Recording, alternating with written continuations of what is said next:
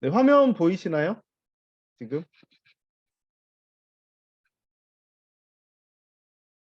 네, 시작하겠습니다.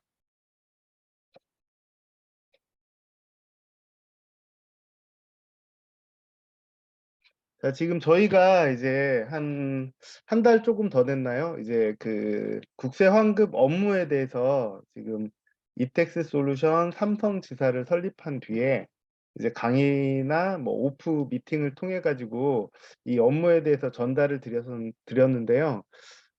오늘 이제 그 온라인 지금 그 토요일에 또 오프라인 교육도 잡혀 있잖아요. 근데 뭐 얼굴 자주 뵈면은 뭐 더 정들 거니까 한번 온라인 교육으로 이제 개념 정리만 좀 먼저 해보겠습니다. 자, 요즘 이제 12월 이제 넘고 1월 달이잖아요. 그 혹시 그 개인 그러니까 연말정산 그 회사에서 받으신 분 계신가요?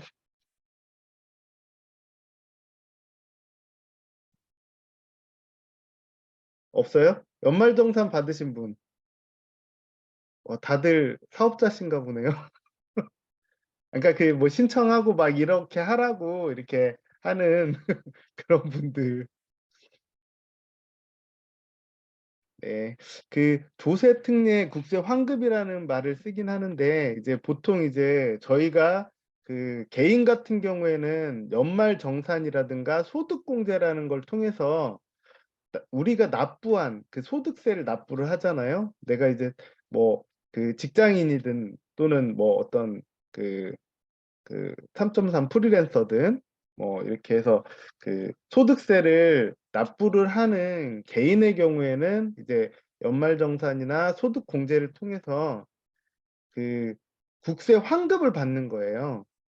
그리고 사업자 같은 경우에도 이제 사업자가 낸 세금에 대해서 그 경정 청구를 통해서 이제 국세 환급을 받는 건데 이거는 둘 다 아시다시피 내가 납부한 세금 내에서 이제 공제 항목에 의거해서 국세 환급금을 책정을 해서 국세 환급을 받는 건데 이제 가끔 이제 질문을 하시는 경우가 있어요.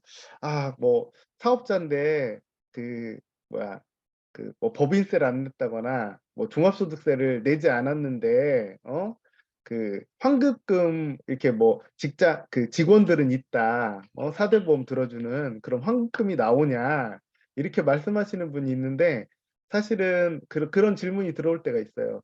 근데 그 국세 환급이라는 거는 낸 세금에 대해서 환급을 받는 거지 세금을 하나도 안 냈는데 국가에서 환급해 줄 이유는 전혀 없는 거예요. 이렇게 세금을 내지 않고 국가에서 뭔가 지원을 해줄 때는 뭐 국가 정책 자금이나 이런 걸로 지원을 받는 거지 이 국세 환급하고는 조금 의미가 다르다고 생각하시면 됩니다. 그러니까 개인이 연말정산 소득공제를 받든 사업자가 정정 청구를 통해서 국세 환급을 받든 납부한 세금 내에서 공제 항목에 의거해서 이제 그 일부를 환급받는 거라고 생각하시면 돼요. 자, 그럼 질문 하나 드릴게요. 개인한테 이렇게 뭐 연말정산이나 소득공제를 통해서 이렇게 그 뭐야 그 낸 세금을 환급해주는 이유가 뭐라고 생각하세요?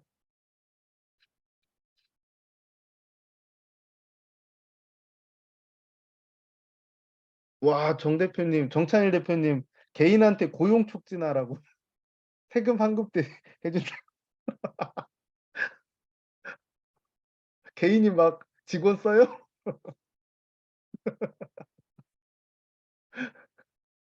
네, 개인 네, 맞습니다. 그 뭐야 어떤 그 어떤 행위 자체에는 항상 목적이라는 게 있어요. 그러니까 나라에서 이렇게 세금을 이렇게 개인한테 그 소득세 낸 거 중에 돌려주는 이유는 니네 소비 많이 해라 그런 의미거든요. 니네가 소비를 많이 할수록 우리는 돌려줄 그 뭐야 세금이 많다. 그러니까 소비 많이 해라. 소비를 장려하기 위함이고 그럼 사업자한테는 왜 이거를 국세를 그 사업자가 이제 종합소득세라든가 법인세를 냈을 때 이거 굳이 막 그 어려운 그 조세 특례법이라는 걸 만들어서 이 세금을 환급해 주는 이유가 뭘까요?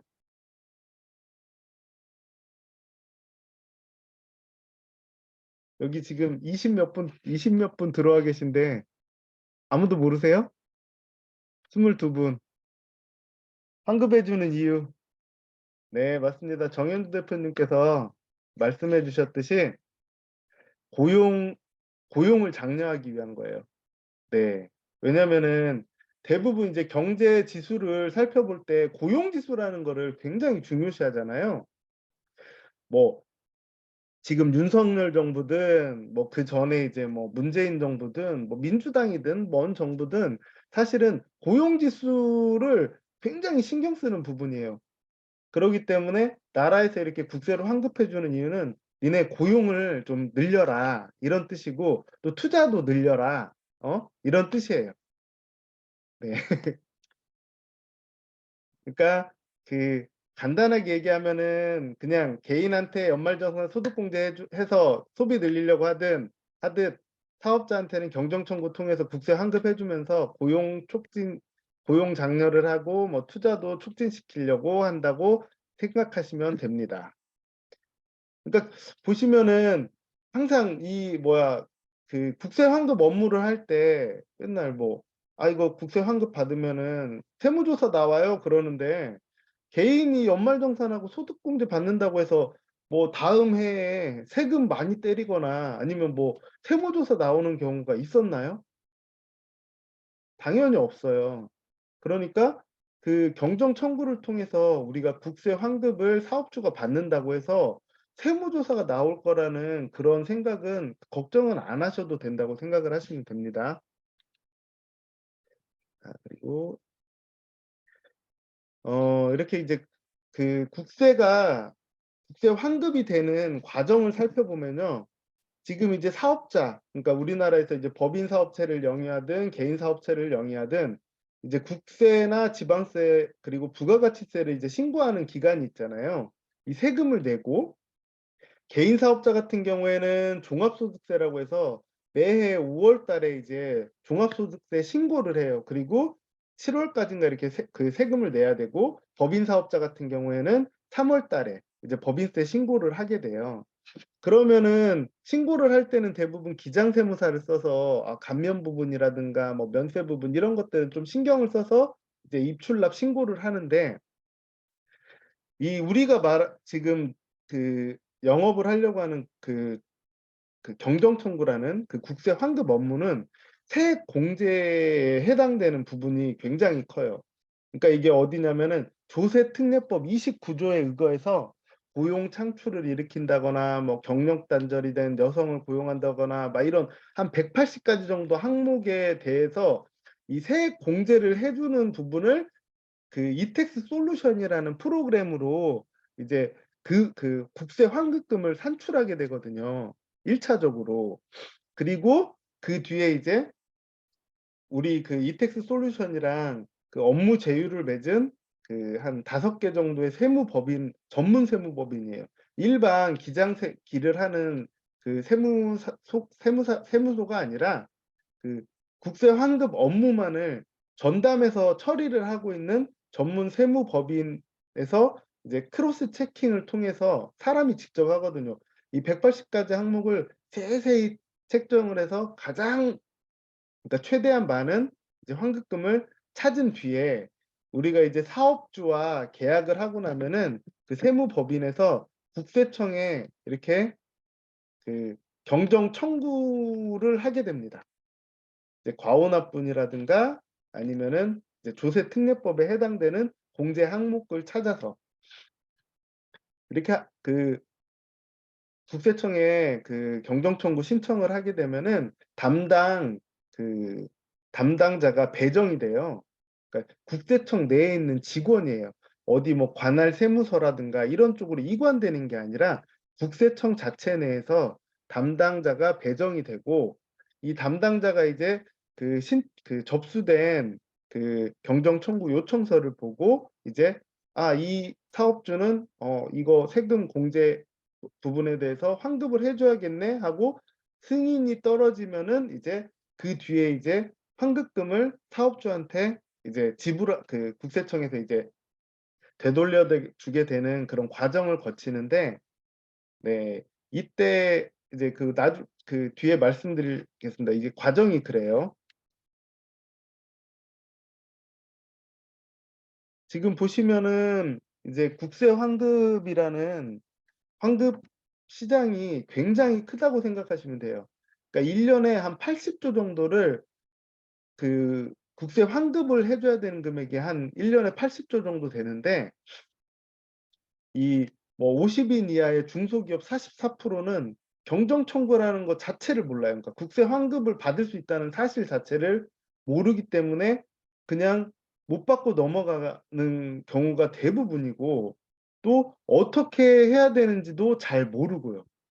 그러니까 44%만 잡더라도 사실 금액적으로 수십조에 해당하는 금액이 그 매해 국고로 환수된다, 그 귀속된다고 생각하시면 돼요. 그러니까 우리가 이제 그 정말 뭐 사업장 하나만 잘 만나더라도 굉장히 큰 수익을 얻을 수 있는 그런 일이라고 생각하시면 됩니다. 보시면 지금 이제 국세청에서 이렇게 국세 환급금 찾아가라고 이렇게 고시를 해요. 고시를 했는데 직접적으로 찾아주지는 않아요. 그러니까 찾는 거는 니네들이 알아서 찾아야 되는 거예요. 그냥 홈페이지 상이나 뭐 이런 데 이제 고시만 해놓고 뭐 그 뉴스상으로 뭐 국세 환급 뭐 찾아가십시오 하고 그냥 단순히 이제 고시만 한다고 생각하시면 되기 때문에, 이 부분은 이렇게 국세 환급금은 그 적극적으로 그 사업주가 국세청에 경정청구 요청을 통해서 찾아야 되는데, 이게 굉장히 복잡한 그 조세특례법에 해당되기 때문에 사실은 전문 세무법인을 통해서 이 경정청구 업무 그 요청을 해야 된다고 생각하시면 되고요. 저희들은 지금 하고 있는 일이 뭐냐면은 이렇게 사업주들을 그 그 국세 환급을 받을 수 있을 만한 사업주들을 직접적으로 이제 미팅을 통해서 그 이텍스 솔루션이라는 그 웹 프로그램을 통해 국세 환급금을 그 산출하고 저희와 업무 협약을 맺은 그 세무법인과 웅협 계약을 통해서 그 사업주의 국세 환급금을 찾아주신다고 보면 돼요. 그러니까 이거는 사실 저희가 어디 가서 아쉬운 소리 하면서 이렇게 할 상황은 그 일은 아닌데, 너무 사업주들이 이게 뭔지를 모르다 보니까 괜히 우리가 뭐 물건 팔러 간 사람처럼 그렇게 약간 그 소극적인 이렇게 자세를 하는 경우가 많은 것 같아요. 근데 이거 되게 좋은 일이에요. 어찌 보면은 이 사업주한테 굉장히 도움이 될 수 있는 그 자금을 찾아주는 일이라고 생각하시고, 뭔가 이제 그냥 그 당당하게 그 영업 업무를 진행하시면 좋을 것 같습니다. 얼마 전에 제가 이제 그 단톡방에다가 이 뉴스에 대해서 올려드렸는데, 이제 이게 경정청구 발생 원인이에요. 경정청구가 왜 발생하는지를 알아야 돼요. 그 며칠 전에 이제 그 정부에서 그 반도체 산업을 육성하기 위해서 반도체 투자에 대한 세액공제를 25%로 확대했다는 그런 뉴스를 발표를 했어요. 보시면은 되게 그 익숙한 단어들이잖아요. 여기 보시면 이제 빨간 줄 쳐져 있는 조세특례 제한법 개정을 했다. 근데 세액공제도 2023년 한시 도입이에요. 1년간만. 그러니까 너희들이 1년 안에 반도체 그 분야의 그 사업체를 영위하고 있는 사업주라면은 우리가 세액을 25% 정도 공제해 주겠다, 이런 뜻이거든요. 이 보시면은 이렇게 그 시기도 한시적으로 되기도 하고, 정부에 따라서 그 뭐 몇 년 전에는 뭐 게임 산업을 육성한다 또는 K 문화 그 산업을 육성한다 해가지고 이 공제해주는 그 사업 분야들이 계속 변하는 거예요. 변하다 보니까 조세특례법도 지속적으로 변하거든요. 그리고 그 적용 시기도 굉장히 체크할 게 많고요. 그러니까 이렇게 경정 청구가 발생하는 이유는 뭐냐면은 이 조세특례법 자체가 자주 바뀐다고 생각하시면 돼요. 정부에 따라서도 바뀌고 그 정부 내에서 뭐 1년 단위로 그 경제 상황에 따라서 그 지원해 주는 또는 육성하는 산업들이 달라지기 때문에 이렇게 조세특례 제한법 자체를 굉장히 자주 바꾼다고 생각을 하시면 되고요. 그러다 보니까 예규나 판례가 굉장히 다양해요. 어떤 부분에서는 뭐 이런 때는 뭐 몇 프로를 해 주고 뭐 이런 때는 몇 프로를 해 준다. 이렇게 다양하기 때문에 다양하기도 하고, 그리고 그러다 보니까 이제 조세특례 제한법 자체가 굉장히 복잡합니다. 이런 부분 때문에 사실은 저희한테 어떤 기회가 있는 거거든요. 왜냐면은 대부분 우리나라에서 사업을 영위하시는 분들은 기장세무사를 써서 이제 세금 신고를 하기 때문에 본인들이 생각하기에는 내가 세금 납부도 잘하고 세금 신고도 잘하겠지 이렇게 생각을 하는데, 이 조세특례법 자체는 기장세무사가 사실은 다루기가 힘든 분야거든요. 그러니까 뭐냐면은 우리가 이제 운전면허 딸 때 뭐 도로교통법이라든가 뭐 이런 거 공부를 하잖아요, 대략적으로나마. 뭐 신호등 빨간불, 파란불 이런 기본 사항 외에도 뭐 운전면허 시험 보면은 조금 헷갈리는 부분 도로교통법도 많이 있고요. 근데 운전면허 따고 나서 도로교통법에 대해서 이렇게 공부하시는 분 없잖아요. 그냥 뉴스에서 뭐 이렇게 바뀌었다 하면은 대충 듣고 흘려 듣고 말고 이렇게 하는데, 기장세무사도 마찬가지거든요. 뭐냐, 세무사 시험을 볼 때 여하튼 공부를 해 가지고 세법에 대해서 공부를 다 해 놨어요. 근데 본인이 이제 세무사로서 활동을 할 때 기장 업무를 주로 하는 세무사라면은 그 입출납에 대한 그 세금 신고에 대한 조세 항목들에 대해서 이렇게 전문적이지, 이 뭐 세금 공제를 받는 조세특례법, 이 복잡한 조세특례법에 대해서는 거의 알 수 없다고, 그러니까 그 세밀하게 알 수 없다고 생각하시면 돼요. 그래서 기장세무사는 이렇게 조세특례법에 의거해서 세금 공제를 받는 항목들을 기장 업무를 처리를 할 때, 그러니까 세금 신고를 하고 입출납을 신고를 할 때 이 부분은 그냥 처리를 할 수 없다고 보시면 돼요. 보시면은 기장세무사들이 이제 기장 업무를 할 때 세무사가 또 직접 하지도 않거든요. 이제 직원들한테 이러이러한 항목들로 이렇게 이렇게 신고해 가지고 대충 교육을 한 다음에 기계적으로 이제 직원들이 사무 처리를 하는 거예요. 그러기 때문에 그 국세 환급 업무 자체를 기장 세무사가 할 수 없기 때문에 이 저희들한테 기회가 왔다고 생각하시면 되고, 이 조세특례법에 의한 세액공제 이 부분은 이 경정 청구만을 전문으로 하는 전문 세무법인에서 가장 잘 처리할 수 있다고 생각하시면 됩니다. 경정 청구, 우리가 이제 영업을 할 때 어떤 사업장을 찾아가야지 환급액이 많이 나올까? 왜냐면 환급액 자체가 우리 영업 수수료하고 굉장히 관련이 있잖아요. 이제 보시면은 이제 낸 세금에서 환급을 받는 거기 때문에 세금을 많이 낸 사업장일수록 이제 환급액도 큰 거예요, 거의. 그리고 이제 그게 가장 중요하고, 이제 두 번째로 이제 5년 내에 기계 장치라든가 뭐 이렇게 설비 투자가 이루어졌다거나 했을 때 이제 세액 공제가 굉장히 크고, 그리고 4대 보험에 가입된 근로자가 이제 고용을 유지한다거나 또는 고용을 증대했다거나 이런 때 또 이제 환급받을 수 있는 금액이 커집니다. 그리고 수도권이 아닌 다른 지방에 이제 창업을 했다거나 뭐 부동산을 취득해서 이제 이렇게 사업체로 쓴다거나 이럴 때 이제 굉장히 많은 금액이 환급된다고 보시면 되는데, 어 어찌 보면 이제 4번 같은 경우에는 뭐냐면은 이제 수도권에 어떤 일자리가 집중돼 있다 보니까 뭐 지방 같은 데에서 너희가 사업체를 영위하고 고용을 한다고 하면은 이제 더 많은 혜택을 준다고 보시면 돼요. 일례로 이제 뭐 29세 이하의 직원 한 명을 더 쓸 때 수도권 같은 경우에는 1,100만 원의 세액 공제가 이루어지는데, 지방은 거기에 이제 100만 원을 플러스 시켜서 1,200만 원을 이제 세액공제를 해 주거든요.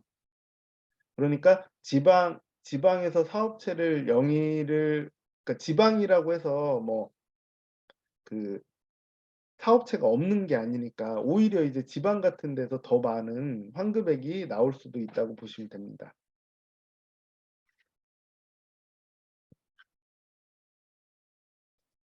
이제 저희가 사용하는 이제 이텍스 솔루션인데요. 그 이텍스.캐시 뭐 이렇게 그 인터넷창에 입력하시면은 이제 솔루션에 들어갈 수 있고, 이 솔루션 사용법은 그 저희가 단톡방에 지금 그 공지사항으로 다 올려 놨으니까요. 그 부분을 이렇게 그 뭐야 영상을 보면서 좀 공부를 하시는 게 좋을 것 같습니다.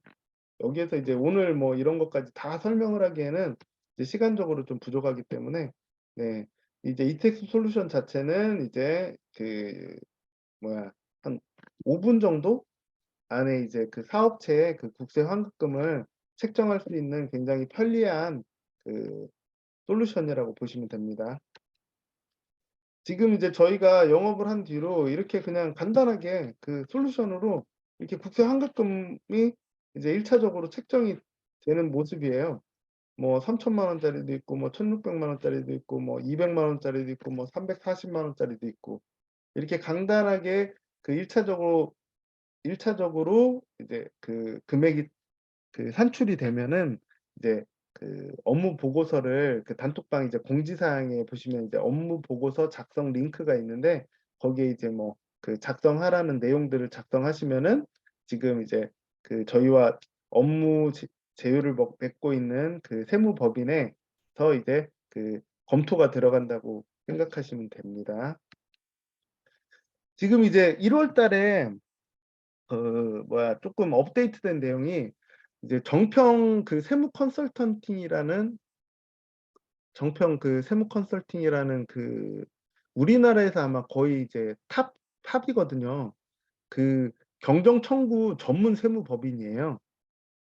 여기랑 이제 저희가 이제 업무 제휴를 맺으면서 이 회사 같은 경우에는 그 경정 청구, 그러니까 국세 환급 업무만 이제 그 하고 있는 세무사가 한 40명 가까이 되고, 그 외에 이제 저희가 이제 그 사업주하고 이제 용역 계약을 맺게 되면은 그 한 2주간 이제 그 전문 세무사들이 서류를 또 만들거든요. 그 국세청에 이제 신고할 수 있는 경정 청구 서류를 만들어서 국세청에 신고를 하는데, 이제 담당자가 배정되면은 그 담당자가 그냥 막 뭐 대충 서류 보고 이제 승인 떨어뜨리고 이렇게 하는 게 아니라 그 접수한 세무법인한테 하고 이제 계속 이제 그 뭐야 미팅을 해요. 그 뭐 전화 미팅이든 어떤 뭐 이런 미팅을 해요. 야, 이거 너무 많이 책정된 것 같다. 이 부분은 우리 줄 수 없어. 또는 뭐 이런 미팅 딜을 하게 되는데, 이 여기 정평 세무 컨설팅 같은 경우에는 이제 국세청 직원과 이렇게 딜을 하는 전담 팀도 있더라고요. 그래서 그 우리가 이제 경정 청구를 그 신청했을 때 금액을 대부분 이제 그 뭐 그쪽하고 뭐 그 국세청에서 깎지 못하게 깎 깎지 않고 전체적으로 지급할 수 있게 그 국세청 직원과 딜도 하고, 또 최대한 빨리 나올 수 있게 환급금이 이런 그 업무를 처리하는 전담 팀도 있는 곳이기 때문에 지금 이제 정평 세무 컨설팅하고 이 협약을 맺고 나서는 아마 이제 지금 이제 1월 3일부터 여기 그 정평이라는 곳에 이제 삼성지사에서 그 영업한 그것도 지금 그 정평으로 다 넘어가서 지금 그 크로스 체킹을 하고 있거든요. 예전에 12월 초에 이제 그 뭐 검토 중입니다. 즉 금액이 안 나오는 부분들은 이제 업무량이 너무 많아 가지고 12월 달에 이제 그 몰려서 그 경정 청구 업무가 그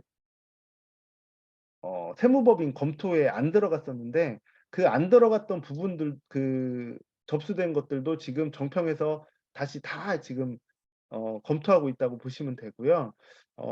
정평 세무 컨설팅하고 이제 업무 협약을 맺고 나서는 지금 어 아마 내일쯤이면은 검토 보고서들이 이제 나올 것 같아요. 그러니까 한 2-3일 정도 이렇게 시일이 시간이 검토 시간이 2-3일 정도로 굉장히 짧아졌다고 생각하시면 되고요. 지금 이제 이텍스 솔루션 프로그램 자체도 예전과 다르게 이제 추가 입력 사항까지 전체적으로 이제 다 입력을 하고 나면은 마지막에 신청 번호를 입력하게 해요. 이게 이제 2023일이라고 해서 2023년 1월이라는 1월에 시작했다는 뜻으로 그냥 2023일로 편하게 신청 번호를 이제 설정을 했는데요. 이렇게 하면 2023일이 이제 정평으로 이제 뭐야 검토 보고서 요청하는 번호라고 생각하시면 되기 때문에 꼭 마지막에 신청 번호를 입력하지 않고도 그냥 넘어갈 수도 있거든요. 꼭 이 입력 번호를 입력하셔야지 정평 세무법인에서 이제 크로스 체킹에 들어간다고 생각하시면 되고요. 예전에 이제 저희가 12월 달에 할 때는 이제 뭐야 사업주하고 세무법인하고 용역 계약을 맺기 전에 맺을 때 이제 필요했던 서류들이 이제 소득자별 원천징수라든가 보수총액 신고서 그리고 소득금액 조정 합계표 같은 이제 3가지 서류가 이제 기장세무사한테 요청을 해야 되는 서류가 있었거든요. 근데 지금 이제 정평하고 저희가 이제 업무협약 맺은 뒤로는 이 부분들은 다 이제 없어요. 그러니까 아예 그냥 사업주가 가장 이 일을 하는 데 있어서 장애물인 기장 세무사와 이제 전혀 이제 관계를 맺지 않고 경정 청구 신청을 할 수 있게 됐다고 생각하시면 됩니다. 이게 굉장히 큰 거거든요. 사실은 이제 국세환급 업무 이거를 영업을 할 때 항상 이제 사업주들이 그 기장 세무사한테 이런 서류들을 요청하는 거를 되게 이제 불편해 하시기도 하고 또 이렇게 요청을 했을 때 저희는 이제 이거는 고용지원금 받으려고 한다 이렇게 하는데 되게 눈치 빠른 기장세무사는 또 이거 혹시 어 경정 청구 받으려고 하는 거 아니냐 그거 받으면 안 된다 막 이렇게 말씀을 하시는 분들도 있어서 이제 사업주가 겁을 먹고 계약까지 이루어지지 않는 경우가 되게 많았는데 이제 이 부분이 해소됐다고 보시면 되고요. 네, 굉장히 좋아졌습니다. 이제 이거는 다른 데는 안 해요. 저희만 이텍스 솔루션 만 한다고 생각하시면 돼요. 이렇게 서류가 그러니까 정평 자체가 이 경정 청구 업무에 완전히 진짜 특화된 세무법인이라서 이런 부분들을 다 그냥 해소를 해 버리더라고요. 그래서 이제 근데 이제 우리가 이제 계약까지 이제 이루어지고 나서 우리가 이제 국세청에 이제 경정 청구 요청을 하게 되면은 국세청에서 또 가끔 어떤 사업장에 대해서는 이런 서류들을 요청하는 곳이 있을 수는 있어요. 인제 요청할 때만 국세청에서 요청할 때만 이제 어쩔 수 없이 이제 이 서류들은 준비해 주신다고 보시면 돼요. 그러니까 기존에 이제 항상 이 서류들이 필요했던 부분들은 없어졌다고 생각하시면 됩니다. 보시면 지금 이제 좀 궁금하신 사항들이 있을 것 같아요. 뭐냐면은 제가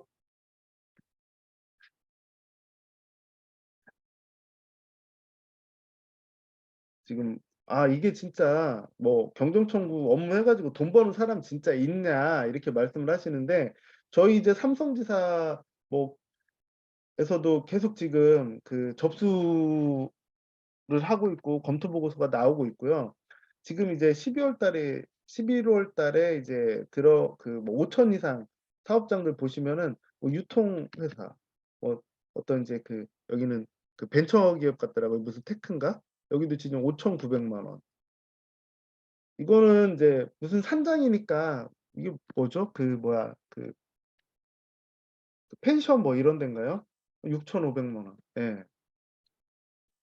숯불구이 식당이잖아요. 1억 넘게 나왔고 뭐 1억 9,300, 2억 6,900. 제가 이게 쭉 보여 드릴게요. 치과, 약국, 병원들은 거의 한 1억 씩은 나오는 것 같아요. 여기 치과인데 3억 7,400. 이거 무슨 포차인지 대충 예상하시잖아요. 이게 지방에서 이제 사업체 영위하시는 분 같아요. 5억 8천 나왔습니다. 무슨 식당 1억 8천.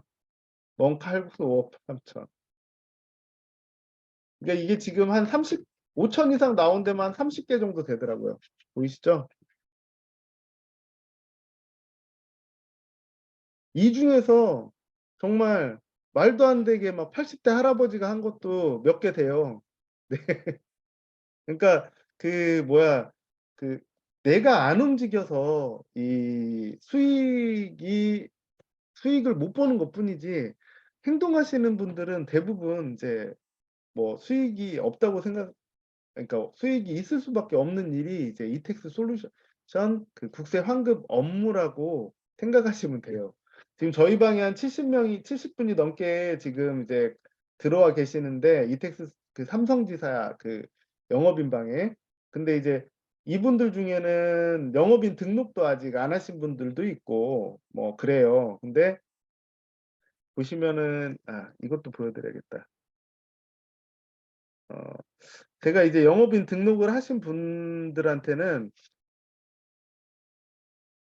이렇게 개인톡으로 전체적으로 프로세스에 대해서 다 일일이 다 보내드리고 있거든요. 사실 이것만 차례대로 이렇게 보시면은 저한테 어떤 질문할 거리가 없어요. 사실은 이렇게까지 해주는 데가 없다고 보시면 돼요. 한번 이제 뭐 지금 진짜 주위에 누가 이 병정청구 그 뭐야 영업 업무를 하고 있다고 있는 분이 계시면 한번 물어보세요. 이렇게 이런 멘트까지 이렇게 해주는 곳은 진짜 없거든요. 저희는 이제 현장에서 나오는 노하우들을 지속적으로 이제 그 뭐야 영업하시는 분들한테 그 최적화된 노하우를 전달을 해드리려고 하고, 또 솔루션 그 프로그램 자체도 지금 이제 정평이라는 세무법인도 본사 대표님이랑 이렇게 직접적으로 찾은 곳이거든요. 왜냐면은 이런 부분에서 영업인들이 조금 어려움을 겪고 있다 하니까 그걸 해결하기 위해서 지금 정평 세무법인, 우리나라에서 제일 그 탑급의 이제 전문 세무법인에서 그 업무 협약을 맺고, 그 경정 청구 만약에 환급액이 한 대부분 어떤 세무법인들은 300만 원 이하면은 안 해요. 아예 업무 자체를. 왜냐면은 이게 경정 청구 요청을 하는 국세청에 이제 접수를 하는 그 과정이 한 2주 정도 걸리거든요. 세무법인에서 이제 서류 준비하고 이러는 게.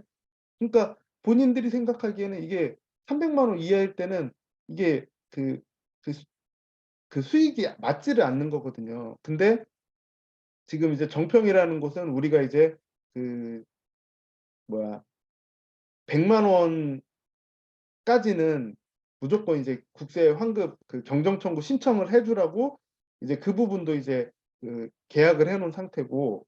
그러니까 그 저희들은 이제 그 지사 자체에서도 영업인들한테 최대한 도움을 드리려고 하고 있으니까요. 그냥 가만히 있지 마시고 그냥 주위부터 하나씩 훑어가지고 이제 그 영업을 해보시면 좋을 것 같아요.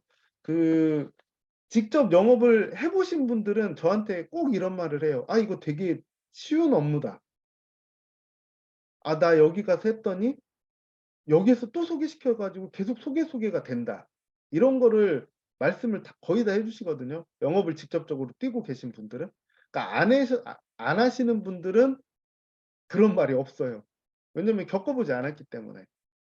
그러니까 직접적으로 움직이시는 분들에 한해서는 저희가 이제 최대한의 지원을 이제 삼성지사에서 해드리려고 한다는 것도 좀 알아주셨으면 좋겠습니다. 음,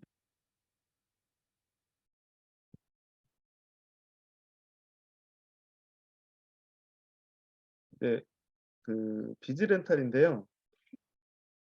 이것도 사실은 어렵게 생각하실 필요는 되게 없어요. 정말 간단한 거예요. 이제 기업들이 보통 뭐 이거는 이제 무슨 돈을 빌리고 이런 게 아니라 그러니까 어떤 그 제조업체라든가 뭐 치과, 병원, 뭐 아니면 체인점, 뭐 하여튼 사업체를 영위하는 분들은 대부분 이제 뭐 물품을 해야 된다거나 아니면은 기계를 이제 사야 된다거나, 뭐 제조기계라든가 아니면 또 설비에 투자를 해야 된다거나 뭐 이런 경우들 발생을 하잖아요. 근데 이때 이제 그 사업주들이 이용할 수 있는 방법이 뭐냐면은 본인이 이제 현금이 많으면은 그냥 현금 주고 하면 돼요. 근데 현금이 그렇게 사업주가 막 넉넉하게 가지고서 사업을 하는 분들은 대부분 없고, 그리고 이 우리나라에서 사업을 하려면은 어떤 일이 발생할지 모르기 때문에 항상 이제 현금, 일정 부분의 현금은 비축을 해 놔야 되는 상황이거든요. 그래서 대부분 이제 사업주들이 이용을 하는 게 이제 대출이라든가 또는 할부, 그리고 리스를 많이 이용을 하세요. 이건 이제 금융권에서 이렇게 금융권에 해당하는 그 상품이에요. 그러니까 그러다 보니까 이제 뭐 대출을 받더라도 아시다시피 뭐 부채로 잡히고, 대출 많아지면 신용등급은 하락할 테고, 이제 신용등급이 하락하면은 요즘 이제 뭐 정책자금 받는 부분들도 되게 그런 사업자들도 많으신데 이 정책자금 자체를 받기가 어렵다고 생각하시면 돼요. 여신여력이 줄어들기 때문에 내가 이제 다른 개인적으로 쓸 수 있는 어떤 그 대출들도 계속 이제 한도가 줄어들 수밖에 없고, 어 한도가 줄어들 수 있고요. 그리고 리스 같은 경우에는 이제 선납금을 한 30% 정도는 납부를 해야 돼요. 내가 1억 짜리 기계를 산다, 리스로. 그러면은 3천만 원 정도를 이제 선납으로 납부를 한 다음에 나머지 금액을 이제 그 할부로 갚아 나가는 거거든요. 그러기 때문에 초기에 금액이 안 든다고 볼 수가 없어요. 30% 면은 어떤 경우에는 굉장히 큰 이제 금액이잖아요. 그리고 이제 이게 그 어떤 뭐 설비 투자라 해서 기계를 들여 놨을 때 이게 부채 자산으로 잡혀요. 왜냐면 금융권에서 이제 대출을 받거나 리스를 받는 거기 때문에. 그래서 매년 이제 감가상각되는 게 이제 금융권에 이제 그 노출이 되고요. 그리고 대출이라든가 리스 같은 경우에는 이제 실행할 때까지 이제 사업체가 이제 그 대출을 받거나 리스를 할 때는 이 실행까지 이제, 그러니까 내가 기계를 들여놓는 과정까지 이게 날짜 시일이 좀 많이 필요하다고 생각하시면 되고요. 이제 리스나 뭐 대출 할부를 먼저 하면은 지금 제가 설명해 드릴 렌탈은 못 받는다고 보시면 돼요. 한도가 줄어들어요. 그리고 이자가 비싸요, 어찌 됐든. 근데 저희가 이제 소개해 드릴 이 비즈 렌탈은, 렌탈 같은 경우에는 이제 비금융권에서 이제 만들어진 상품인데, 그 지난번에도 말씀드렸다시피 비금융권이라고 해서 무슨 사채 시장에서 뭐 돈을 가져다가 이렇게 하는 게 아니라 금융권에서 활동하고 있는 그 돈들을 이렇게 비금융권으로 옮겨서 이 상품을 만든 거예요. 어찌 보면은 약간 그 금융의 법망을 살짝 비껴 가지고 이제 비금융권에서 이렇게 진행하고 있는 상품이라고 보시면 되기 때문에 렌탈을 진행할 경우에는 부채로 잡히지가 않아요, 비금융권이니까. 그래서 신용등급에 영향이 전혀 없고요. 여신여력이 살아있다는 거는 내가 이 렌탈을 진행한다고 해서 대출의 한도가 줄어들거나 이러지 않는다는 거죠. 그리고 그 리스는 이제 선납금이 30% 정도 납부를 해야지 진행이 되는데, 이제 렌탈 같은 경우에 선납금은 없는데 그 뭐야, B2B 렌탈이라고 해서 이제 사업체 대표의 신용이랑 사업체, 그러니까 사업장에 뭐 그 매출 내역이라든가 뭐 사업체 이게 신용도라는 게 있거든요. 그 신용도가 들어가는 경우에는 이제 서울보증보험이라는 데에서 심사를 받아요. 아, 이 사업체에 돈을 얼마 정도까지는 해줄 수 있다, 빌려줘도 된다, 이렇게 보증을 해주는 그 보증서를 발급받아야 돼서, 이때 이제 그 서울보증보험에 이제 보증보험료만 납입을 하시면 바로 이제 렌탈이 진행된다고 보시면 되고요. 비금융권이니까 당연히 이제 부채자산으로 잡히지도 않고, 그 실행까지 속도가 굉장히 빨라요. 뭐 B2C로 이제 그냥 2,800만 원 한도 내에서 한다면은 하루 이틀 내에도 그냥 바로 진행이 되기도 하고요. 뭐 5천만 원 이상 같은 경우에는 뭐 이틀에서 5일 정도 이렇게 심사 기간이 있다고 생각하시면 되고요. 그러니까 되게 빠른 거죠. 그 대출 받으려면 막 2주씩 이제 사업체 대출 받으려면 서류 엄청 만들어 가지고 은행에 이제 대출 요청하면은 막 2주, 3주 걸려요. 막 한 달 걸리는 경우도 있고. 근데 이거는 처리 속도가 빠르고, 그리고 렌탈을 먼저 진행했을 경우에는 어 리스도 받을 수 있고 대출도 받을 수 있어요. 왜냐면 여신한부가 그대로 살아있기 때문에. 그리고 이제 절세에 의한 상세 효과로 이제 사용료가 저렴하다. 이거는 이제 뒷부분에 한번 설명을 드릴게요. 그러니까 뭐냐면은 이 비즈 렌탈이라는 거는 별게 아니에요. 뭐냐면 우리가 자동차를 살 때 할부로 사잖아요. 금융권 이제 끼고. 그리고 뭐 법인 같은 경우에는 법인차를 리스하는 경우도 있고요. 그러니까 이 렌탈은 뭐냐면은 사업주가 뭔가 설비 투자를 하고 싶을 때 이 뭐 기계를 들여놔야 되거나 이럴 때 렌탈을 통해서 기계를 구입할 수 있게 해 주는 상품이라고 보시면 됩니다. 그러니까 어려운 그건 아니에요. 예. 보시면 이제 비즈 렌탈 종류가 뭐가 있냐면은 B2C, 이건 이제 개인 신용, 그러니까 사업자 대표의 신용 점수만으로 그냥 진행을 할 수 있는 상품이에요. 그래서 이제 저희가 만약에 어떤 사업체를 방문을 했는데 그 사업주분께서 이번에 뭐 2천만 원 정도 되는 뭐 물품을 하나 구입을 해야 되는데 이거를 뭐 대출받아서 해야 되나 막 고민을 하고 있을 때 이런 상품들을 이제 소개를 하는 거죠. 이거 렌탈 상품이 있는데 이걸로 한번 진행을 해 보시라고. 이렇게 비금융권이라 신용도에 전혀 영향이 없고 대표님 신용도만으로도 이제 바로 렌탈 진행이 가능하다 해서 그럼 해 볼까 했을 때 1 차적으로 이제 현장에서 그 사업자 대표의 토스 신용 점수를 이제 확인을 해요, 영업인이.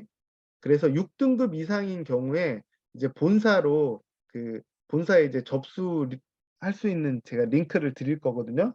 이제 이 사업주께서 뭐 신용 등급이 6 등급이고 뭐 언제쯤 이제 뭔가 이렇게 통화를 통해서 신용 뭘 할 수 있다. 연결이 될 수 있다. 뭐 이렇게 이제 그런 것들을 기입을 하고 이제 신청서를 작성을 하면은 본사에서 이제 그 대표와 통화를 하면서 나이스 신용 정보에서 이게 유료로 이제 저희가 다 사용을 하는 거거든요. 이제 대표의 이제 신용도를 이제 쪼끔 세밀하게 책정을 하고 이제 바로 이제 렌탈 진행을 한다고 생각하시면 되고요. 이제 B2B 렌탈 같은 경우에는 뭐냐면은 한 500만 원에서 50억 까지 이제 큰 금액을 할 때는 5천만 원 이상인 경우에는 이제 대부분 B2B라고 생각하시면 돼요. 그러니까 이때는 사업자 대표의 신용도뿐만이 아니라 사업체의 이제 매출 내역이라든가 신용 점수를 확인한 다음에 이제 저희가 서울보증보험에 이제 심사 접수를 해요. 그리고 이제 거기서 승인이 떨어져서 서울보증보험서가 나오면은 이제 렌탈 승인이 바로 들어간다고 보시면 되고요. 이렇게 B2B 렌탈 같은 경우에는 이제 신규 렌탈, 그러니까 새 기계나 새 설비를 할 때 이제 자금을 이제 렌탈할 수 있는 상품이 있고, 이제 중고기기라든가 이런 것들도 다 렌탈 가능하고요. 이제 B2B 렌탈 백할부는 뭐냐면은 이제 내가 어떤 제조업체를 운영하고 있는데 제조 설비가 있을 거 아니에요, 기계 같은 거. 그게 이제 그걸 담보로 해서 이제 유용하게 그러니까 돈을 쓰고 싶을 때는 이제 B2B 렌탈 백할부를 사용한다고 보시면 돼요. 지금 이제 B2C라든가 B2B 신규 렌탈, 중고 렌탈은 뭐냐면 내가 어떤 그 설비 투자라든가 물품 구입을 해야 될 때 사용하는 거고요. 자금을 쓰고 싶을 때는 내가 가지고 있는 뭐 설비 장치라든가 뭐 기계를 가지고 이걸 담보로 해 가지고 이제 자금을 융통해서 쓰는 상품이라고 보시면 됩니다. 지금 보시면 이제 렌탈이 뭐 리스나 대출보다 좋은지는 알겠는데 사실 이자가 부담되면은 우리가 이제 어떤 사업체 대표님들한테 이렇게 소개를 하기가 되게 힘들잖아요.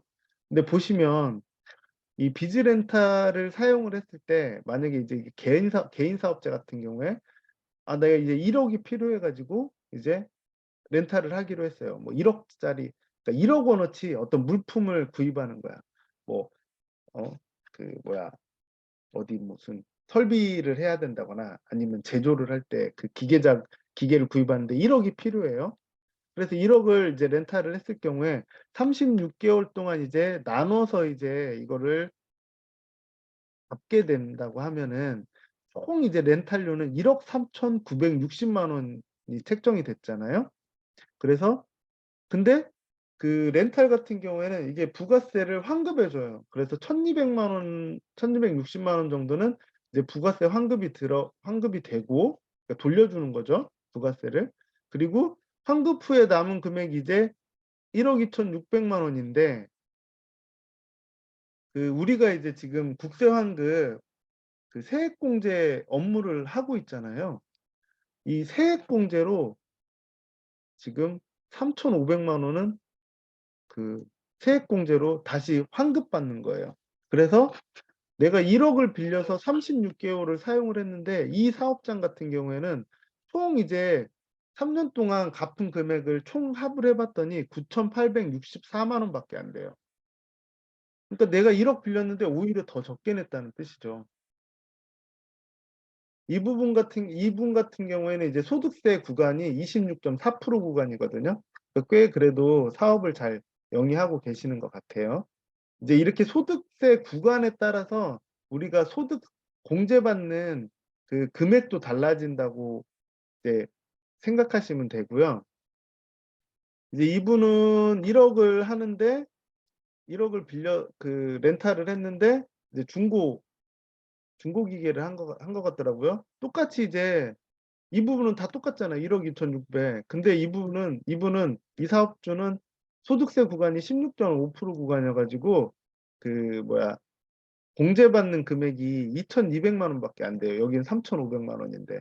그래서 1억 1,000만 원 정도 이제 3년 동안 나눠서 납부를 했다고 보시면 되고요. 이거는 이제 법인 사업자인데 이제 법인 사업자도 마찬가지예요. 법인세 절감 구간에 따라서 내가 1억 빌렸을 때 36개월 쓰고 이제 나눠서 갚은 금액이 총합이 1억 200만 원일 수도 있고 뭐 그 뭐야 1억 1,000만 원일 수도 있고 이분은 이제 법인세 구간이 이제 11%라서 그렇거든요. 그러니까 사업주는 사실 3년 동안 쓰는데 1년 만약에 1억 1,600만 원이라고 하면은 1년에 얼마죠? 4%? 4% 정도 되는 거죠. 1년에 4% 정도의 이자밖에 내지 않고 이 1억이라는 돈을 쓸 수 있다고 생각하시면 돼요. 그러니까 돈을 쓴 게 아니라 이제 기계 구입을 할 때 그 이렇게 렌탈 상품을 이용해서 구매를 한 거죠. 이제 B2B 구매자금 렌탈 할부는 이제 아까 말했듯이 새기기의 제품 구매할 때나 중고기의 제품 구매할 때 사용을 하는데 이 뭐야 서울 보증보험의 보증서가 필요하기 때문에 우리가 처음에 이렇게 고객을 찾아갈 거 아니에요. 찾아가서 대표님 뭐 이번에 뭐 그 어디 뭐 기계 같은 거 구입하신다고 하셨죠? 그러면 한번 이제 그 신용도 체크를 해볼게요 해가지고 토스 신용 점수를 우선 체크를 한 다음에 내가 1억짜리 기계를 사야 되니까 저희한테 이제 그 뭐야 보증보험 심사가 가능한지 이제 아까 그 뭐야 나이스 신용정보에서 이제 다시 이제 그 신용도를 체크를 이제 조금 세밀하게 해요. 그때는 뭐냐면은 그 기업 그 사업체 그 신용도까지도 전체를 체크하거든요. 그 다음에 이제 이 사람은 뭐 서울보증보험에 그 심사를 받을 만해 나올 것 같아 보증보험서가 그러면은 이제 고객한테 서류 뭐 몇 가지 마련해 달라고 해서 이제 보증보험에 이제 심사 접수를 하고 여기에서 승인이 떨어지면은 이제 이걸 가지고 이제 고객이랑 비즈렌탈이랑 이제 그 뭐야 렌탈 계약을 하고요. 비즈렌탈은 이제 이 사람이 뭘 하냐면은 나 이러이러한 기계 필요해 하고 이제 우리한테 뭘 하냐면 견적서를 이제 제출을 하거든요. 이제 견적서 샘플이라든가 이런 거는 제가 비즈렌탈 자료실에 다 올라와 있으니까 올려드렸으니까 이제 그 견적서대로 그 작성해 달라고 이제 그 사업주한테 요청을 하면은 이제 비즈렌탈에서 그거를 받고 그 동일한 기계를 제조사한테 이제 이쪽으로 설치해 달라고 요청을 해요. 그러면 얘네가 이제 가서 설치를 해줄 거죠. 그리고 이제 이 비즈렌탈에서는 이 제조사한테 물품가를 일시불로 입금해 줍니다. 대부분 이제 이건 역시도 사실은 아쉽게 가서 뭐 사정할 일은 아니에요. 왜냐면은 이 사업을 영위하다 보면 분명히 뭐 설비 투자를 하든가 뭐 하여튼 뭐 물품 구입을 하던가 하는 일들이 분명히 발생을 하는데 그 사업주 입장에서는 비즈렌탈을 이용했을 때 굉장히 많은 뭐 대출이라든가 리스보다 혜택이 있기 때문에 저희가 가서 이걸 소개만 한다면 그분이 이제 그런 자금을 집행을 해야 될 때, 그러니까 뭐 제조 설비 투자를 한다거나 해서 자금 집행을 해야 될 때는 저희한테 연락이 올 수 있다고 보시면 되거든요. 그러니까 고객도 좋고 저희는 좋은 상품을 소개시켜 드리는 입장이기 때문에 뭐 아쉽게 찾아가서 이러이러한 상품이 있는데 써주세요. 이럴 필요는 없어요. 그러니까 리스하고 또 다른 점을 하나 설명을 드리자면은 리스는 만약에 사업주가 무슨 뭐 칫솔 만드는 기계가 필요해요. 근데 어디 회사께 되게 잘 만들어진대. 그래서 이 회사 상품을 자기가 구매를 하고 싶어. 근데 자기가 지금 돈이 없으니까 대출은 싫고 이제 리스를 받으려고 하면은 리스 회사에 업무 제휴를 맺은 회사의 그 기계만 구입을 할 수가 있는 거예요. 그러니까 칫솔 만드는 기계가 다른 회사께 더 좋아도 리스 회사에 등록돼 있는 그 기계만 리스 받을 수 있기 때문에 고객 입장에서는 울며 겨자 먹기로 이제 그러니까 만족스럽지 않은 기계를 사용하는 경우도 있었는데 렌탈은 고객이 마음에 드는 기계, 필요한 기계를 직접적으로 지정을 할 수 있기 때문에 사업주 입장에서는 굉장히 좋은 그 상품이라고 보시면 되고요. 이거는 이제 아까 말씀드린 렌탈백 할부인데 이건 이제 고객이 이제 어떤 이제 막 2억짜리 기계를 사가지고 이제 가지고 있어. 근데 이걸 갑자기 이제 뭐 어떤 돈이 필요해요. 자금 운용을 그러니까 돈이 필요한 그런 상황이 발생을 했을 때 이 기계를 담보로 해가지고 이제 돈을 렌탈 받을 수 있는 거예요. 이때는 이제 기계 자체 내 어떤 담보 설정이 안 돼 있어야 되고요. 또 리스로 산 기계였다면은 그 기계 금액이 전부 다 이제 리스 기간 동안 지급돼서 이제 남아있는 이제 리스가 없다고 생각하시면 되고요. 그때 이제 최초 구입시 견적서랑 뭐 세금 계산서 같은 게 필요합니다. 근데 중요한 거는 지금 다 설명해 드리는 렌탈은 금융권에서 진행하는 게 아니기 때문에 내가 여기서 이 기계를 담보로 돈을 가져다가 렌탈해서 쓴다고 하더라도 신용도에 전혀 영향이 없다고 생각하시면 됩니다. 이제 렌탈 상품 이용할 수 있는 그런 것들은 대부분 이제 다 이용돼요. 가전제품, 의료기기, 뭐 공작기기, 금형 다 이용이 되는데 바퀴 달린 것들이 안 된다고 보시면 되고요. 이렇게 액체로 돼 있어서 어떻게 소모가 가능한 그런 것들은 안 된다고 보시면 되고요. 이제 뒤에 이제 어떠한 제품들이 이제 예시를 들어서 한번 설명을 드릴게요. 이거는 뭐 서울보증보험 심사 중요 사항인데요. 직접적으로 이거는 아까 초기에 설명드린 국세 환급 업무도 내가 직접 한번 해보잖아요. 한번 사이클을 한번 딱 돌리면은 정말 아무것도 아닌 일이라고 대부분 아세요. 이 렌탈 이것도 한번 그냥 사업 사이클 그러니까 한번 진행을 해보면은 너무 간단한 일이라고 생각이 드실 정도로 이 뭐 크게 배울 것도 없는 프로세스만 이해하면은 80이 넘은 노인분도 할 수 있는 일이라고 생각하시면 됩니다. 실제적으로 80 몇 살 되시는 연세 있으신 어르신들 지금 하고 있습니다. 이것도 뭐 그냥 서울보증보험이 이런 식으로 나온다 이렇게 그냥 참조하시고요. 저희가 이제 비즈렌탈 저희 그 이텍스 솔루션 단톡방 공지사항에 보면은 비즈렌탈 자료실도 링크가 있어요. 거기에 이제 뭐 이렇게 제품 견적서 샘플이라든가 나중에 이제 진짜 진행을 할 때 그 뭐 필요한 서류들 이런 것들 다 올려놨으니까요. 들어가서 보셔도 되고, 이제 비즈렌탈을 할 수 있는 곳들은 병원, 관공서, 식당, 공장, 숙박업소, 아파트나 오피스텔, 요식업, 프랜차이즈, 또 신규 사업자 다 된다고 보시면 됩니다. 그러니까 이게 이제 사례인데 여기는 이제 제조업체예요. 그래서 기계 구입비가 자기가 이제 기계를 어떤 기계를 사고 싶었어요. 그래서 금액을 알아봤더니 한 4억 정도 든다고 하더라고요. 근데 이 사람이 기계를 이제 현금으로 사면 4억이 필요하잖아요.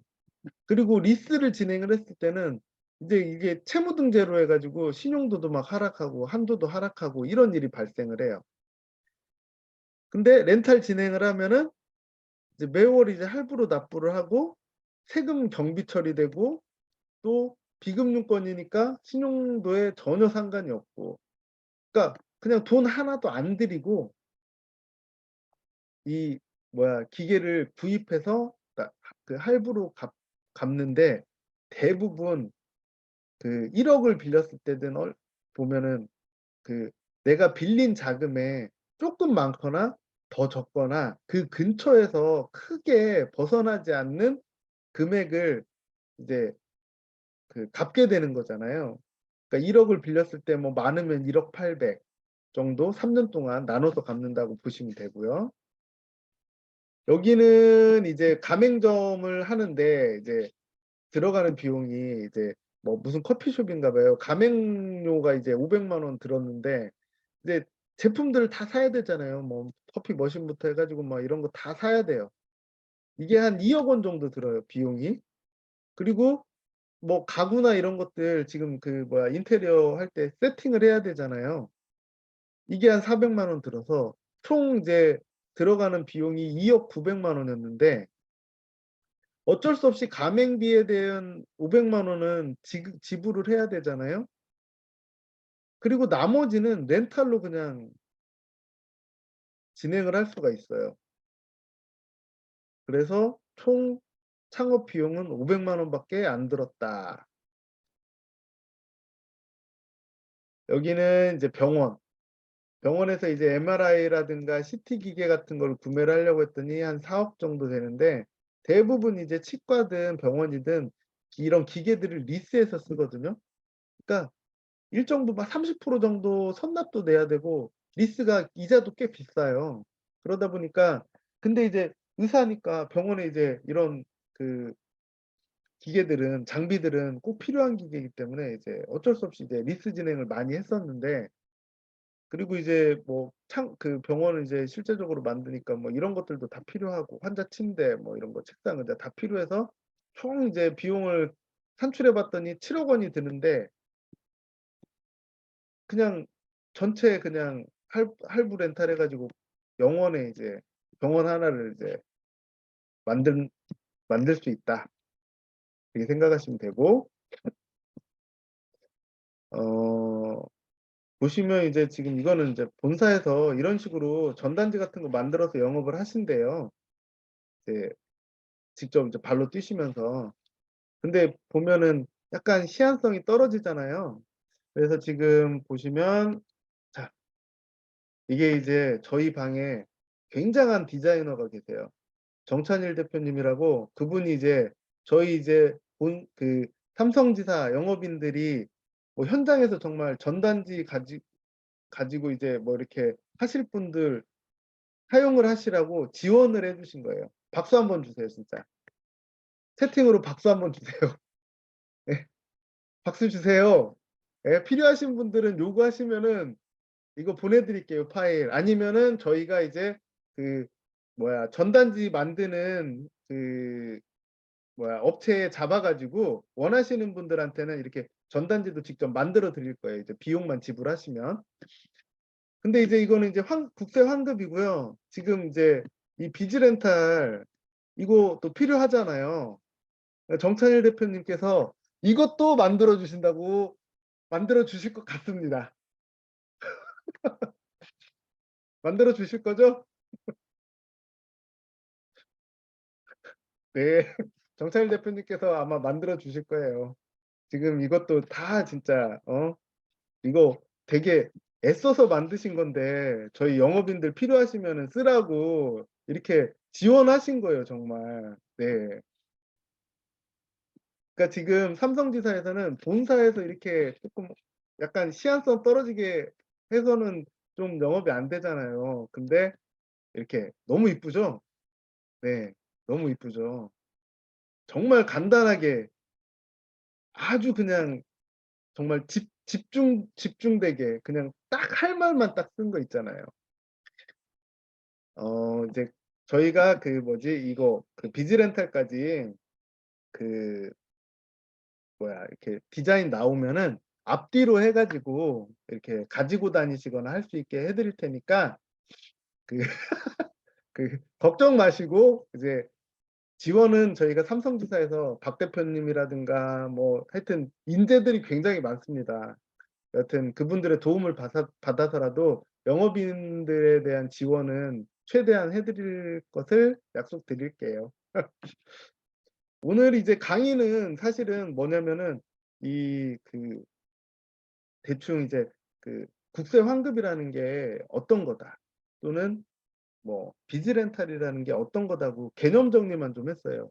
다시 한번 이제 정리를 해 드리자면은 국세 환급은 개인이 이제 소득공제나 연말정산 받는 것처럼 국가에서 낸 세금에 대해서 이제 그 조세특례법에 의거한 그 세액공제 부분을 찾아서 이렇게 환급을 해 주는 업무를 연결시키는 일이라고 보시면 되고, 이제 비즈렌탈은 뭐냐면은 대부분 이제 제조업체 사장님이라든가 어떤 아까 보신 뭐 병원 막 이런 데에서 물품을 구입에 기계 구입이라든가 창업 자금이 필요한데 돈을 빌려주는 건 아니에요.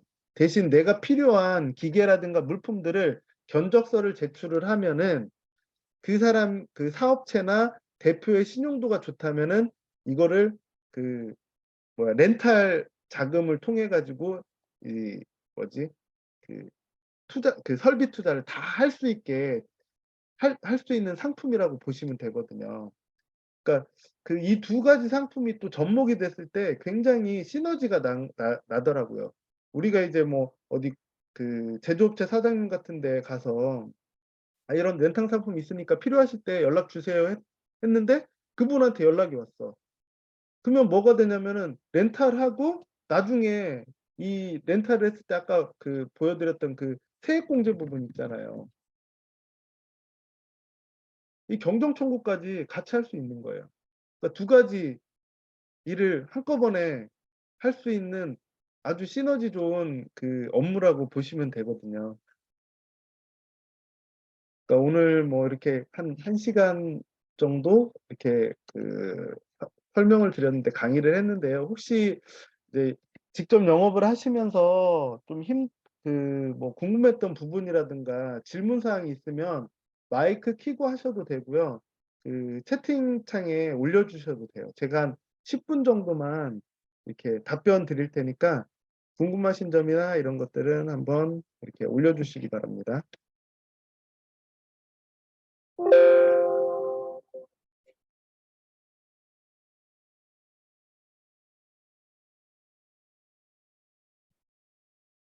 대출이나 리스를 했을 때에도 당연히 돼요. 왜냐면 내가 이거는 설비 투자를 한 부분이잖아요.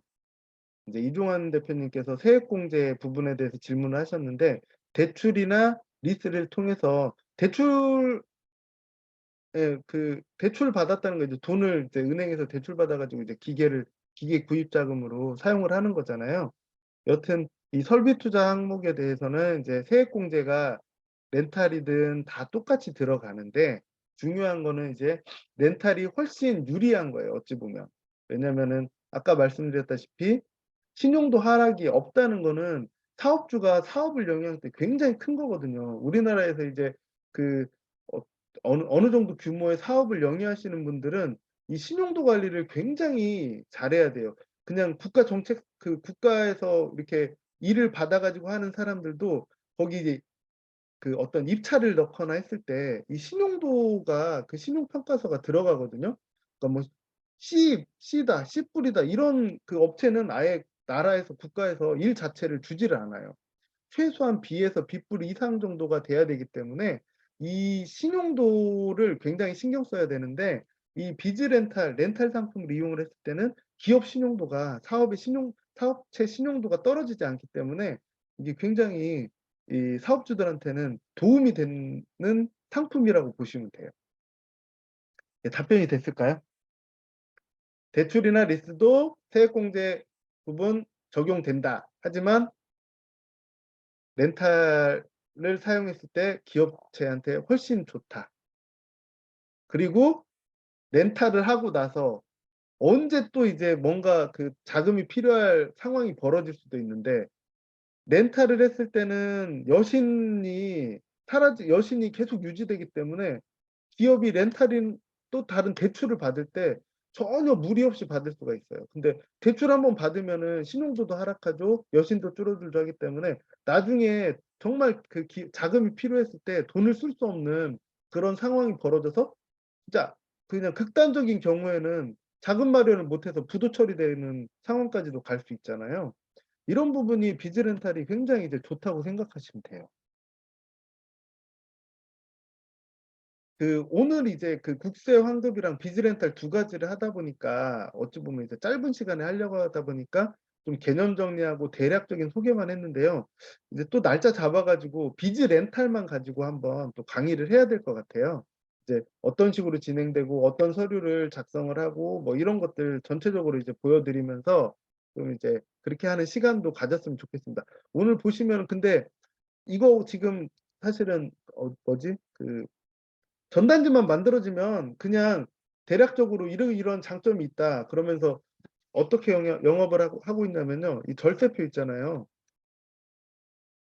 이거하고 그 이거 장점 뭐지? 이거 세 장만 가지고 영업하시는 분 있어요. 응. 세 장만 가지고 대표님 이렇게 좋습니다. 이렇게밖에 안 나와요.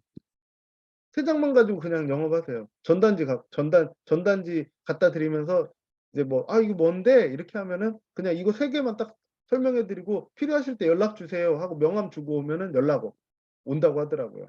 그러니까 되게 쉬워요.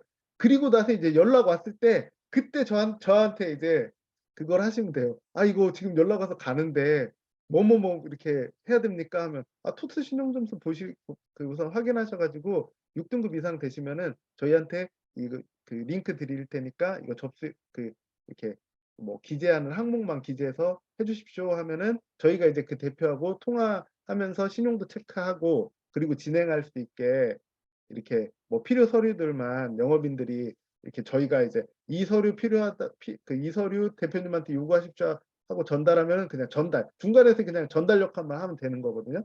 그러니까 이게 한 번 딱 사이클 돌아가고 나면은 와 쉽네 이렇게 생각되실 거예요 아마. 뭐 질문 더 없으신가요? 그 혹시 아, 아, 비즈 렌탈 같은 경우에는 지금 이제 그 뭐야 국세 환급 업무는 그 경정 청구는 영업인 수수료가 그 그러니까 현금 환급액 기준 만약에 현금 환급액이 1억이 나왔다 그러면은 그 10% 1,000만 원이 이제 영업인이 가져가는 수수료예요. 그리고 비즈 렌탈 같은 경우에는 우리가 이제 혹시 뭐 그 인터넷 같은 데 대출 필요해서 이렇게 검색을 해봤을 때 대출 중개인들이 있잖아요. 그분들이 이제 그 뭐 아파트 담보 대출이든 신용 대출이든 막 이렇게 뭐 SBI 저축은행이나 뭐 하여튼 뭐 OK 저축은행 막 이런 데 연결시켜 가지고 대출을 해줬을 때 그 가져가는 수수료가 1%에서 1.5%라고 하더라고요. 그러니까 뭐 1억을 대출을 해주면은 한 150, 100에서 150 이 정도 이제 수수료로 받아가는데 이 비즈 렌탈 같은 경우에는 그 영업인 수수료가 3%예요. 3%. 그리고 금액에 따라서 저희가 이제 그 인센티브로 0.5% 정도까지는 더 드리려고 지금 하고 있습니다. 답변 되셨을까요? 송성근 대표님? 예, 어마어마해요. 이게 그 비즈 렌탈, 그러니까 이 렌탈에서 이 3%가 되게 크거든요, 사실은. 그 우리가 받을 수 있는 영업 수수료가 진짜 되게 커요. 그러니까 그냥 그 일 자체가 어렵지도 않고 본인이 이제 뭐 시간 있을 때 해도 상관없고, 어? 정말 어떤 사람은 이거 맞들여 가지고 뭐 하던 일도 그만두는 분 있더라고요, 본사에. 자기 원래 일이 있었는데 그 뭐야 국세환급 그거를 어떻게 하게 됐어, 한 군데. 근데 수수료가 소개하다 보니까 이게 자기가 지금 그거 뭐야 이렇게 직장 다니면서 버는 돈보다 훨씬 많이 버니까 아예 그냥 뭐야 전단지 찍어 가지고 막 공단 돌고 막 이런 사람들도 있어요. 그분들 잘 버시는 것 같아요. 어떤 분들은 하루에 한 5개씩 막 접수하고 하거든요. 예.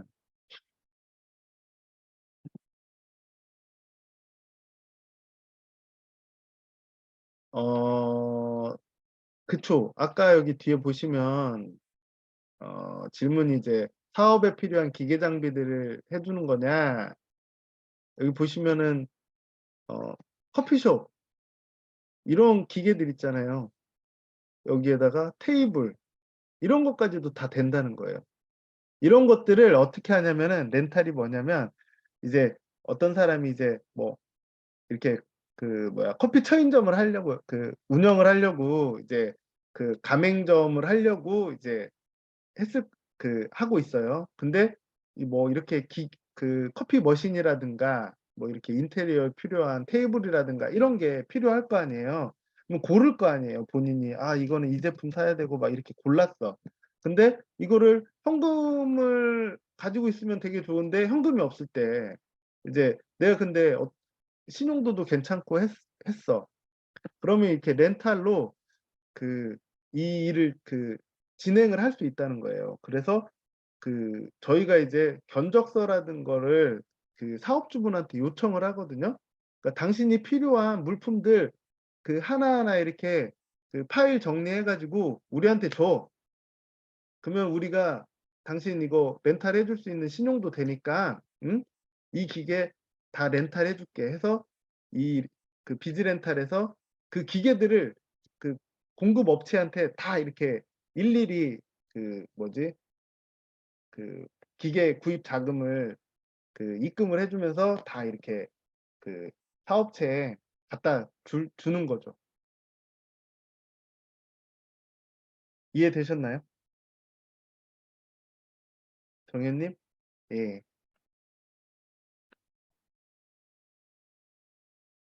어 혹시 오늘 강의 쪼금 이해는 되셨어요? 제가 뭐 하여튼 최대한 쉽게 설명하려고 하는데 사실 이게 온라인 강의가 안 좋은 게 뭐냐면은 앞에 이제 사람이 있으면은 이게 되게 자연스럽게 말도 되고 하는데 이게 혼자서 막 떠들어야 되니까. 네, 그렇죠. 그러니까 만약에 이런 식으로 창업 비용이 뭐 한 2억 900만 원 정도 든 들 들었다. 드는 곳이었다. 그러면은 이제 2억 창업비는 500만 원만 이제 현금 지출이 되고 나머지는 이제 할부 렌탈로 들어가는 거잖아요. 2억 400만 원은 그거를 이제 기간을 뭐 이렇게 계약을 해요. 뭐 "나는 한 3년 쓸 거야. 난 4년 정도 써야 되는데." 하면 이제 납입 기간에 따라서 총 렌탈료를 계산을 해서 이제 한 달에 들어가는 비용을 책정을 해요. 나눠낼 때 한 달마다 부가세는 이제 따로 환급이 돼서 들어와요. 네.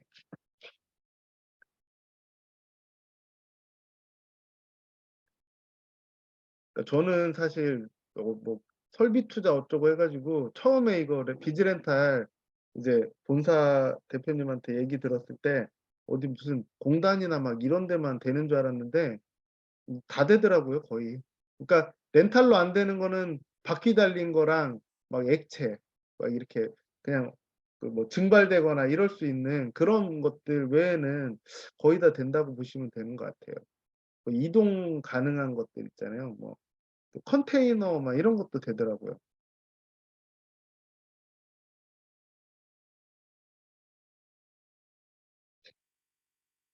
네, 오늘 그러면 뭐 크게 질문 없으시고 뭐 어느 정도 이해는 하신 것 같아요.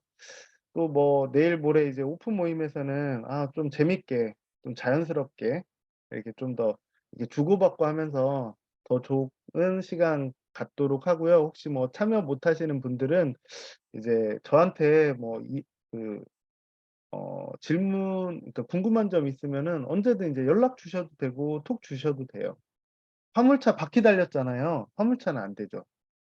그러니까 우리나라에서 바퀴 달려서 넘버가 딱 찍히는 건 안 돼요. 차 넘버. 그러니까 트랙터, 농기구인데 그것도 안 돼요. 그래서.